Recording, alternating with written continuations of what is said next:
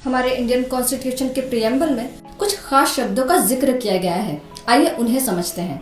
Sovereignty यानी कि भारत ना तो किसी दूसरे देश पर डिपेंडेंट है और न ही किसी दूसरे देश का डोमिनियन है। सोशलिस्ट, इंडियन सोशलिज्म एक डेमोक्रेटिक सोशलिज्म है। सुप्रीम कोर्ट कहता है डेमोक्रेटिक सोशलिज्म का उद्देश्य है गरीबी, बीमारी और अवसर के असमानता को समाप्त करना है। सेक्युलर यानी कि हमारे देश में सभी धर्म का सम्मान है और उन्हें सरकार का समान समर्थन प्राप्त है। डेमोक्रेटिक यानी कि सर्वोच्च शक्ति जनता के हाथ में है। रिपब्लिक जिसका मतलब है भारत में प्रेसिडेंट इलेक्शन के जरिए सत्ता में आता है। जस्टिस, प्रियम्बल में जस्टिस को 3 तरह से शामिल किया गया है। पहला, सोशल जस्टिस यानी कि हर व्यक्ति के साथ रंग, जाति, धर्म, लिंग के बेसिस पर डिस्क्रिमिनेशन किए बिना समान व्यवहार करना।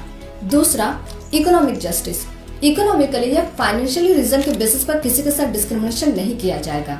तीसरा, पॉलिटिकल जस्टिस यानी कि हर व्यक्ति को इक्वल पॉलिटिकल राइट्स मिलते हैं, फिर चाहे वो राजनीतिक दफ्तरों में प्रवेश की बात हो या फिर अपनी बात सरकार तक पहुंचाने का अधिकार हो। लिबर्टी, लोगों की एक्टिविटीज पर किसी भी तरह की रोक टोक ना करना। इक्वालिटी यानी कि बिना डिस्क्रिमिनेशन किए हर व्यक्ति को इक्वल अपॉर्चुनिटी देना।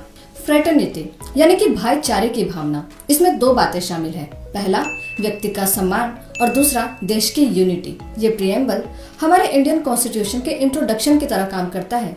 कॉन्स्टिट्यूशन के उद्देश्य को समझने के लिए प्रियम्बल एक महत्वपूर्ण मार्गदर्शक है।